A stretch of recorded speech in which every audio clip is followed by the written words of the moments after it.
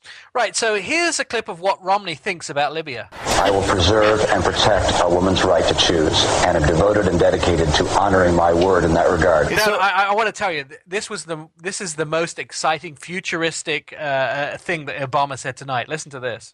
Governor Romney, I'm glad that you recognize that Al-Qaeda is a threat, because a few months ago, when you were asked what's the biggest geopolitical threat facing America, you said Russia. Not Al-Qaeda, you said Russia. In the 1980s are now calling to ask for their foreign policy back. I think this bit right here, this segment, is actually more exciting than the debates themselves. Absolutely. No, because we don't know what happened, but we kind of already do. Let's be honest. If you've seen one debate between these two, you've seen them all. Right. This is going to be the closest presidential debate we've had in years, and probably because of this, which happened in the debate. Listen to this. I don't know what we're yelling about! Mitt Romney had it kind of was scary when he said this. I believe that abortion should be safe and legal in this country.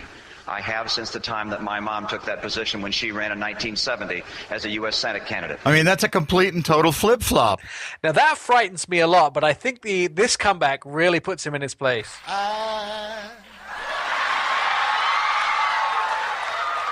in love with you. You know, and I know a lot of people are going to say that their candidate won, which could be true. If you support Obama! Am I right? This is a podcast by numbers. When news breaks, we're the first there to muck it. Jimmy Carter's grandson actually had a hand in leaking the Romney video. Did you know that? Let's thank his grandson, because I believe this piece of audio video was a great thing for us to be able to see before the election. Right. Well, if you're unfamiliar with what we're talking about, the grandson of former President Jimmy Carter says he helped leak the controversial footage of the GOP presidential nominee Mitt Romney at a private fundraiser, which happened last May.